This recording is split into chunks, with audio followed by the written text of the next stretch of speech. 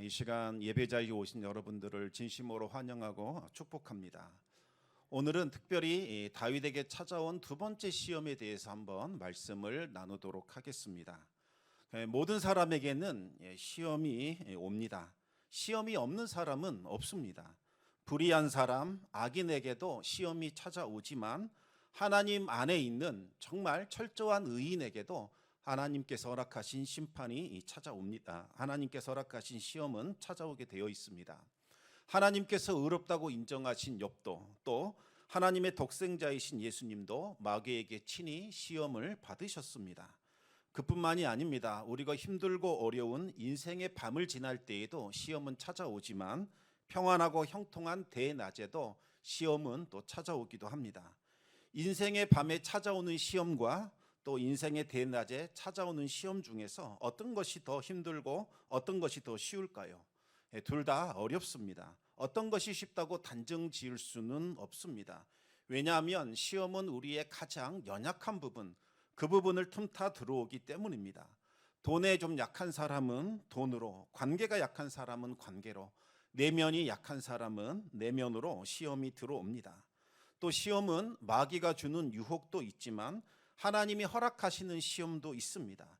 마귀는 우리를 끌어내리기 위하여 시험을 주지만 하나님은 우리를 하늘로 끌어올리시기 위하여 시험을 허락하십니다.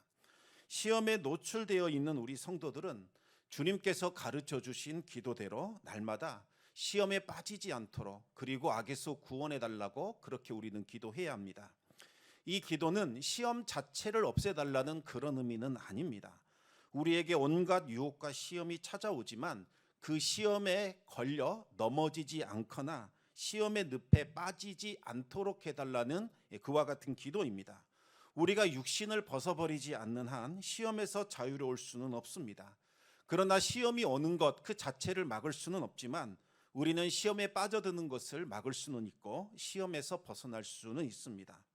시험을 이겨내는 것은 우리의 경험이나 또 우리의 능력이나 지혜에 달려 있지 않습니다. 우리가 하나님의 말씀으로 무장하고 또 성령의 능력 안에 거할 때에 우리는 시험을 이길 수 있게 되는 거죠. 야고보는 시험이 찾아올 때 성도들이 해야 할 가장 우선적인 것이 무엇인지에 대해서 말씀하셨습니다.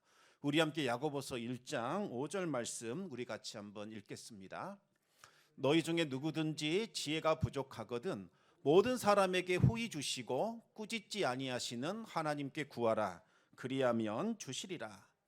우리가 우리 자신의 연약함을 인정하고 하나님, 이 시험에서 벗어날 수 있는 지혜가 필요합니다. 겸손히 하나님께 구하면 하나님께서 우리에게 지혜를 주셔서 이 시험에서 벗어날 수 있도록 해주시고 이 시험에서 승리할 수 있도록 인도해 주신다는 말씀입니다. 오늘 본문에서 다윗은 하나님이 주신 또 두 번째 시험을 맞이하게 됩니다. 지금 다윗은 사울을 피해 도망치느라 정말 힘들고 어려운 시간을 보내고 있는 중입니다. 다윗의 위치가 발각될 때마다 사울은 정예 부대를 이끌고 다윗을 추격해 왔습니다. 다윗을 잡을 수 있는 기회가 수차례 있었지만 그때마다 하나님의 도우심으로 번번이 실패했습니다. 그러던 중에 이 다윗과 사울의 위치가 완전히 뒤바뀌는 반전이 일어나는 사건이 발생했습니다. 다윗이 이 십광야에 있었을 때에 다윗의 위치가 또 사울에게 노출이 됩니다. 사울은 3,000명의 정예 부대를 이끌고 다윗을 추격해 왔습니다. 그러던 중에 사울은 잠시 휴식을 취하기 위하여 이 엔게디 광야에 있는 어떤 동굴 안으로 들어가게 됩니다. 사울의 군대는 사울이 들어간 그 동굴의 입구를 완전하게 지켰기 때문에 개미 한 마리도 그 동굴 안으로 들어갈 수 없는 그와 같은 상황이었습니다.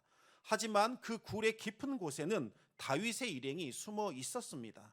다윗의 부하들은 하나님께서 지금 원수를 우리에게 넘겨주셨으니 당장 사울을 죽여서 이 상황을 모면합시다. 이제 이 도망자의 삶을 끝냅시다. 그렇게 재촉했습니다. 다윗도 사울이 무장을 해제한 채로 동굴 안으로 들어오는 것을 보고서, 그리고 낮잠을 자는 것을 보고서 여기에는 하나님의 의도가 있겠구나, 그렇게 생각을 하게 됩니다. 이제 사울만 제거한다면 더 이상 피를 말리는 도피 생활을 할 필요가 없어지게 되는 거지요. 그러나 이것은 다윗을 테스트하기 위한 하나님의 시험이었습니다. 만약 지금 사울을 죽인다면 도피 생활은 끝나겠지만 기름 부어 세우신 그 왕을 죽이는 일이 됩니다. 이것은 하나님께 죄를 범하는 겁니다. 다윗은 함부로 사울을 해칠 수 없어서 그의 겉옷자락만 몰래 베어냈습니다. 그 순간 다윗의 양심은 가책을 느꼈습니다. 다윗은 사울을 죽이는 것, 이것이 하나님의 뜻이 아님을 깨닫게 되었습니다. 그리고 하나님께서 사울을 해치지 않고 하나님 손에 내어 맡기는 것, 그것을 하나님이 원하신다는 것을 알게 되었습니다. 다윗은 부하들에게 더 이상 사울에게 손을 대지 말라 명령한 후에 부하들과 조용히 물러났습니다. 이로써 다윗은 하나님이 주신 첫 번째 시험을 무사히 통과할 수 있게 됩니다. 사울은 하나님이 자신을 다윗에게 붙였다는 사실과 다윗이 자신의 생명을 해치지 않고 선으로 대해 주었다는 사실을 깨닫게 됩니다. 그리고는 자신이 얼마나 엄청난 일들을, 수치스러운 죄를 짓고 있는지를 알게 됩니다. 사울은 즉시 울며 회개했습니다. 사울은 다윗이 왕이 될 것이라고 축복한 후에 이스라엘의 왕이 되더라도 내 후손을 완전히 멸하지 말아달라고 부탁하고는 그 자리에서 물러가게 됩니다. 다윗은 더 이상 사울이 추격해 오지 않을 것이라 생각을 했습니다. 하지만 이 다윗의 예상을 깨트리고 또다시 사울은 다윗을 죽이고자 오늘 본문에 출동을 했습니다. 왜 사울은 지난번의 맹세를 깨트리고 또다시 다윗을 추적하게 되었을까요? 바로 이 사울에게는 이간질하는 자, 충동질하는 자가 있었기 때문입니다. 오늘 본문 사무엘상 26장 1절 말씀 우리 같이 한번 읽겠습니다. 10사람이 기브아에 와서 사울에게 말하여 이르되 다윗이 광야 앞 하길라 산에 숨어 있지 아니하였나이까 하매. 10광야에 거주하는 어떤 사람이 사울의 왕궁이 있는 기브아를 찾아와서 다윗의 위치를 밀고 했습니다. 이 10광야에 거주하는 사람이라면 다윗과 같은 족속, 바로 유다 지파 사람입니다. 그는 사울로부터 뭔가 좀 특별한 보상을 받을 것을 기대하고 다윗의 위치를 밀고 하게 됩니다. 이번에는 분명히 다윗을 잡을 수 있을 겁니다. 이 기회를 놓치지 마십시오. 그 말을 들은 사울은 크게 동요했을 겁니다. 잔잔하던 마음에 거친 풍랑이 일어나면서 사울은 또 3,000명의 정예 부대를 이끌고 다윗을 추격하게 됩니다. 여러분, 사탄은 이와 같은 방식으로 우리로 하여금 죄를 짓도록 만듭니다. 우리의 마음을 자꾸 충동시켜서 죄 짓는 일에 관여하도록 만드는 겁니다. 혼자 있었을 때는 괜찮은데 자꾸 누군가가 마치 나를 위하는 척하면서 내 마음을 충동질시키고 이간질을 시키게 되는 거죠. 그때 우리의 마음은 극심한 분노와 혈기를 느끼면서 죄를 범하게 되는 겁니다. 따라서 우리는 우리 마음속에 일어나고 있는 이 충동, 혈기, 이것을 다스려야 합니다. 그래야만 사단의 유혹에 넘어가 죄를 짓는 일을 피할 수 있게 됩니다. 하지만 이 충동과 혈기를 다스리는 것, 이것은 정말 어려운 일입니다. 차라리 원수들을 무찌르고 그들의 성을 정복하는 것, 이것이 우리의 마음을 다스리는 것보다 훨씬 더 어렵습니다. 우리 함께 잠언 16장 32절 말씀을 같이 읽겠습니다. 노하기를 더디하는 자는 용사보다 낫고 자기의 마음을 다스리는 자는 성을 빼앗는 자보다 나으니라. 아멘. 여러분, 마음을 다스리는 방법은 단 하나밖에 없습니다. 내 안에 있는 정욕, 탐심, 분노, 혈기, 이 모든 것을 십자가에 못 박는 것, 이것 말고는 달리 할 수 있는 방법은 없습니다. 우리 함께 갈라디아서 5장 24절 말씀 같이 읽겠습니다. 그리스도 예수의 사람들은 육체와 함께 그 정욕과 탐심을 십자가에 못 박았느니라. 아멘. 만약 누군가가 우리에게 이와 같은 이간질과 충동질을 통해서 우리의 마음에 알 수 없는 혈기와 분노가 일어날 때에 우리는 즉시 그 사실에 대해서 부정해야 합니다. 내 마음속에 일어나고 있는 분노와 혈기를 향하여 선언해야 합니다. 너희들은 이미 예수 그리스도와 함께 십자가에 못 박혀 죽었다. 더 이상 나에 대해서 너희들은 영향력을 행사할 수 없다. 분명하게 선언하고 선포해야 합니다. 그렇지 않으면 어느새 우리의 마음은 이와 같은 혈기와 분노와 또 충동에 이끌려서 죄 짓는 일들을 반복하게 되는 거지요. 믿음으로 선포하면서 십자가에 나아갈 때에 우리는 그제서야 사단의 유혹을 이길 수 있습니다. 나는 기도를 많이 했으니까, 평소에 마음 수련을 많이 했으니까, 성경 말씀을 많이 암송하고 있으니까 이겨낼 수 있을 것이다. 그렇지 않습니다. 시험을 이기는 것은 우리의 어떠한 훈련이나 노력이나 인격 수양에 달려 있는 것이 아니라 우리가 십자가를 붙들고 나아가느냐 그렇지 않느냐 여기에 달려 있는 겁니다. 따라서 우리가 시험을 이기고 승리하기를 원하신다면 주 예수 그리스도의 십자가를 믿음으로 붙들고 그 앞에 나아가 우리 안에 있는 모든 정욕과 탐심과 분노와 혈기를 십자가의 믿음으로 고백하며 못 박는 것 이거밖에 없다는 겁니다. 다윗은 사울이 자신을 찾으러 왔다는 것을 알고서 정탐꾼을 보내봅니다. 그리고 사울의 진영의 위치를 확인한 후에 밤중에 몰래 사울의 진영 안으로 침투했습니다. 그리고 그들은 매우 신기한 일을 그곳에서 경험하게 됩니다. 우리 함께 사무엘상 26장 7절과 8절 말씀을 한번 같이 읽겠습니다. 다윗과 아비새가 밤에 그 백성에게 나아가 본즉 사울이 진영 가운데 누워 자고 창은 머리곁 땅에 꽂혀 있고 아브넬과 백성들은 그를 둘러 누워 있는지라. 아비새가 다윗에게 이르되 하나님이 오늘 당신의 원수를 당신의 손에 넘겼었나이다. 그러므로 청하오니 내가 창으로 그를 찔러서 단번에 땅에 꽂게 하소서. 내가 그를 두 번 찌를 것이 없으리이다 하니. 사울을 비롯한 이 3천 명의 정예 부대, 이 모든 군사가 다들 깊은 잠에 빠져 있었습니다. 사울은 창을 자신의 머리 곁에 꽂은 채로 잠이 들어 있었고 사울을 보자 하는 이 군대 장관과 군사들은 다들 사울을 둘러싸고 누운 채 이 깊은 잠에 빠져 있었습니다. 보초를 서는 사람들까지도 깊은 잠에 빠져 있었습니다. 어떻게 이런 일이 일어날 수 있었을까요? 우리 함께 사무엘상 26장 12절 말씀 같이 한번 읽겠습니다. 다윗이 사울의 머리 곁에서 창과 물병을 가지고 떠나가되 아무도 보거나 눈치채지 못하고 깨어있는 사람도 없었으니 이는 여호와께서 그들을 깊이 잠들게 하셨으므로 그들이 다 잠들어 있었기 때문이었더라. 아멘. 다윗의 보호자가 되시는 하나님께서 원수들을 잠들게 하셔서 그들이 다윗의 머리카락 하나도 건들지 못하도록 그렇게 인도해 주신 겁니다.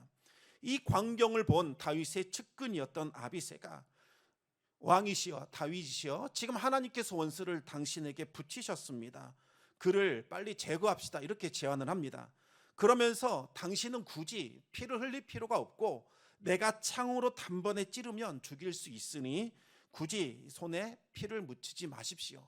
하나님께서 이 일로 책망하신다면 당신은 아무 죄가 없고 내가 그 모든 죄를 뒤집어 쓰겠습니다. 이렇게 이야기를 한 겁니다. 그런데 다윗은 아비새의 말에 일절 흔들리지 않고 아주 단호하게 대답을 했습니다. 하나님이 기름 부은 자를 죽이는 것은 하나님께서 금지하는 것이므로 그것은 죄를 짓는 것이다. 우리가 죄의 유혹에서 벗어나자. 이 말은 지난번에 했던 말과 같습니다. 정말 하나님께서 기뻐하시지 않는 일이요 죄 짓는 일이니까 우리가 이 사람의 생명을 해하지 말자. 여기까지는 다윗이 지난번에 했던 말인데 여기에 새로운 신앙 고백을 다윗이 추가하게 됩니다. 우리 함께 사무엘상 26장 10절 말씀을 같이 읽겠습니다. 다윗이 또 이르되 여호와께서 살아계심을 두고 맹세하노니 여호와께서 그를 치시리니 혹은 죽일 날이 이르거니와 또는 전쟁에 나가서 망하리라. 하나님께서 하나님의 때에 하나님의 방식으로 대적들을 무찌를 것이니 굳이 손을 대서는 안 된다 이렇게 이야기를 한 겁니다. 전쟁에서 죽든지 질병에 걸리거나 사고로 죽든지 간에 그는 죽게 될 것이니 우리는 그의 생명에 손을 대는 죄를 범해서는 안 된다 이렇게 말한 겁니다. 결국 다윗과 그의 부하들은 사울의 머리 곁에 있는 창과 물병만 챙기고는 자리를 떠났습니다. 여러분 어떻게 24장과 26장 사이 25장에 무슨 일이 있었기에 다윗은 이와 같은 믿음의 고백을 할 수 있었던 걸까요? 하나님이 다윗을 모욕하고 대적하는 자를 직접 징벌하신 경험, 바로 그 경험이 사무엘상 25장에 있었기 때문입니다. 바로 그것은 라발이 하나님의 기름 부은 자 다윗을 대적하고 모욕하다가 그가 죽게 되는 사건을 경험했기 때문입니다. 나발은 교만함에 사로잡혀서 정당하게 음식을 요청하는 다윗을 도망친 노예로 간주하면서 아주 큰 모욕과 수치를 주었습니다. 분노에 찬 다윗은 그 당시 부하들과 함께 칼을 들고서 나발과 그에게 속한 모든 자들을 진멸하기 위하여 나발의 집을 향해 떠나고 있었습니다. 그런데 바로 그때 하나님은 지혜로운 여인 아비가일을 보내셔서 다윗이 기억해야 할 것이 무엇인지를 깨닫게 하셨습니다. 그것은 바로 하나님의 관점에서 이 상황을 다시 해석할 수 있는 영적인 분별력을 가지라는 겁니다. 아비가일은 다윗의 분노를 진정시키고자 다윗이 요청했던 그 음식을 서둘러 마련을 했습니다. 그리고 남편 나발이 저질렀던 그 모든 죄악을 자신에게 돌리며 다윗에게 용서를 구했습니다. 아비가일은 어리석은 사람이 내뱉은 말, 그 말에 분노심이나 복수심을 갖지 마십시오 하면서 다윗이 다시 하나님을 바라볼 수 있도록 옆에서 도와주었습니다. 다윗은 지금 하나님의 싸움을 싸우는 중이며 다윗의 원수는 하나님의 원수이니 하나님께서 친히 갚아주실 것이라는 이야기를 합니다. 장차 하나님의 뜻을 따라 이스라엘의 지도자가 될 것인데 이와 같은 사적인 보복으로 인하여 흠을 내면 되겠느냐며 다윗을 만류했던 겁니다. 그러면서 다윗은 하나님의 이 생명싸개에 쌓여서 하나님의 품속에 감춰져 있으니 대적을 두려워할 필요가 없다고 그렇게 권면을 합니다. 하지만 다윗을 대적하는 그 원수들은 그들이 아무리 크고 강할지라도 결국에는 하나님의 물매에 장착된 그 물맷돌처럼 저 멀리 던져지게 될 것이고 다시는 돌아오지 못하도록 멸망당하게 될 것이라고 이야기를 했습니다. 원수 갚는 것은 하나님께 맡기고 다윗이 해야 할 일은 하나님의 뜻을 이루는 것, 그것이라고 이야기를 했습니다.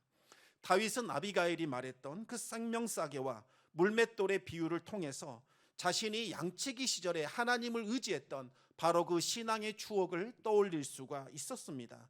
다윗은 하나님의 관점에서 지금 자신이 서 있는 모든 상황을 바라볼 수 있는 영적인 분별력을 다시 회복하게 됩니다.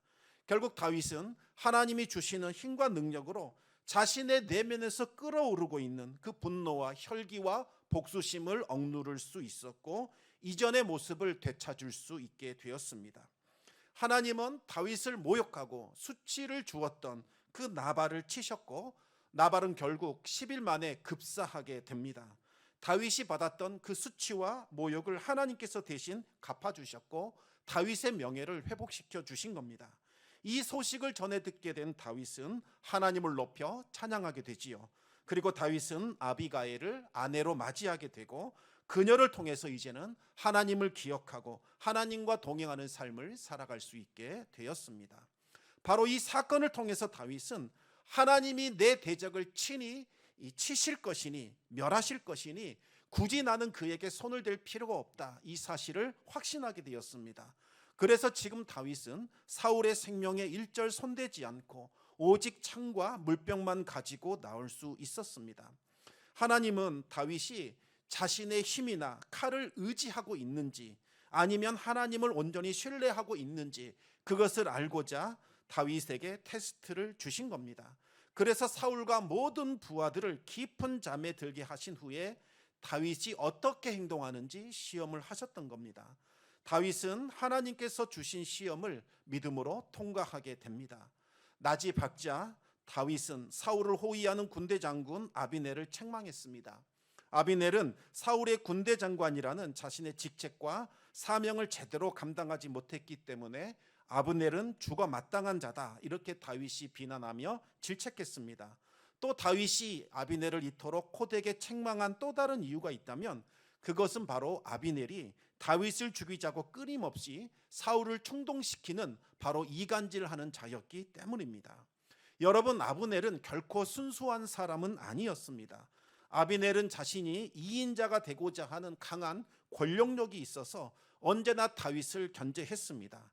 아브넬은 다윗을 제거하여 자신의 입지를 탄탄히 세우려고 사울의 그 두려움, 사울의 약점을 이용하여 끊임없이 다윗을 추격하자고 통종질했던 사람입니다. 실제로 사울이 전쟁에서 죽은 후에 아브넬은 사울의 아들 이스보셋을 왕으로 세운 후에 그를 허수아비로 만들고 자신은 그를 조종하는 섭정을 행하게 됩니다. 그러다가 이 아브넬이 사울의 첩을 간통한 사건으로 인하여 이스보셋에게 큰 책망을 받자 아브넬은 이스보셋을 모욕한 후에 그리고 경멸한 후에 다윗에게 투항해 버리는 그와 같은 일들을 자행하게 됩니다. 다윗의 이와 같은 목소리를 듣게 된 사울은 잠에서 깨어났습니다. 그리고 자신의 머리맡에 있었던 창과 물병이 다윗의 손에 들려 있는 것을 보게 됩니다. 그 광경을 보게 된 사울은 어떤 일이 일어났었는지를 또다시 깨닫게 됩니다. 사울은 자신을 죽이지 않고 살려준 다윗을 향하여 죄책감을 느끼며 진심으로 회개합니다. 사울은 다윗을 향하여 내 아들아 이런 호칭으로 부르게 됩니다. 다윗은 이 사건을 통해서 사울이 진실을 깨닫기를 원하면서 또다시 자신의 억울함을 호소했습니다. 우리 함께 사무엘상 26장 18절 19절 말씀을 같이 또 읽겠습니다. 또 이르되 내 주는 어찌하여 주의 종을 쫓으시나이까? 내가 무엇을 하였으며 내 손에 무슨 악이 있나이까? 원하건대 내 주 왕은 이제 종의 말을 들으소서. 만일 왕을 충동시켜 나를 해하려 하는 이가 여호와시면 여호와께서는 제물을 받으시기를 원하이다마는 만일 사람들이면 그들이 여호와 앞에 저주를 받으리니 이는 그들이 이르기를 너는 가서 다른 신들을 섬기라 하고 오늘 나를 쫓아내어 여호와의 기업에 참여하지 못하게 함이니이다. 아멘. 다윗의 고백을 들은 사울은 다시 한번 다윗을 향해서 자신이 죄를 범했다고 고백했습니다. 우리 함께 21절 말씀 같이 읽겠습니다. 사울이 이르되 내가 범죄하였도다. 내 아들 다윗아 돌아오라. 내가 오늘 내 생명을 귀하게 여겼은즉 내가 다시는 너를 해하려 하지 아니하리라. 내가 어리석은 일을 하였으니 대단히 잘못되었도다 하는지라. 아멘. 사울은 자신의 잘못을 진심으로 뉘우치면서 다윗을 향해서 이제 돌아오라 이렇게 말했습니다. 다시는 다윗을 해치지 않겠노라 약속했습니다. 하지만 사울은 이미 신뢰를 잃어버린 상태였습니다. 설령 사울이 진심으로 회개했다 할지라도 당시 사울은 악령에 시달려 심히 불안정한 상태였기 때문에 또 어떤 일이 일어날지 모르는 그와 같은 상황이었습니다. 결국 다윗은 사울에게로 돌아가지 않았고 다윗과 사울은 죽을 때까지 서로를 보지 못하게 되었습니다. 다윗은 사울에게로 돌아가는 대신에 한 소년을 보내어 창을 가져가게 했습니다. 그러면서 다윗은 자신의 진심을 사울에게 전했습니다. 23절, 24절 말씀 우리 같이 읽겠습니다. 여호와께서 사람에게 그의 공의와 신실을 따라 갚으시리니 이는 여호와께서 오늘 왕을 내 손에 넘기셨으되 나는 손을 들어 여호와의 기름 부음을 받은 자 치기를 원하지 아니하였음이니이다. 오늘 왕의 생명을 내가 중히 여긴 것 같이 내 생명을 여호와께서 중히 여기셔서 모든 환난에서 나를 구하여 내시기를 바라나이다 하니라. 아멘. 다윗은 하나님께서 기름 부어 세운 사울의 생명을 귀중히 여겨 일절 손대지 않았습니다. 이처럼 하나님께서 자신의 생명을 귀하게 여기셔서 모든 환난에서 구원해 주기를 바란다는 그와 같은 진심을 사울에게 전했습니다. 다윗은 악을 악으로 갚지 아니하고 선을 행함으로써 그 악을 이겼습니다. 저주하는 자를 도리어 축복했고 자신의 생명을 하나님께 의탁했습니다. 그러자 어떤 일이 일어났을까요? 우리 함께 25절 말씀 읽겠습니다. 사울이 다윗에게 이르되 내 아들 다윗아 내게 복이 있을지로다. 내가 큰 일을 행하겠고 반드시 승리를 얻으리라 하니라. 다윗은 자기 길로 가고 사울은 자기 곳으로 돌아가니라.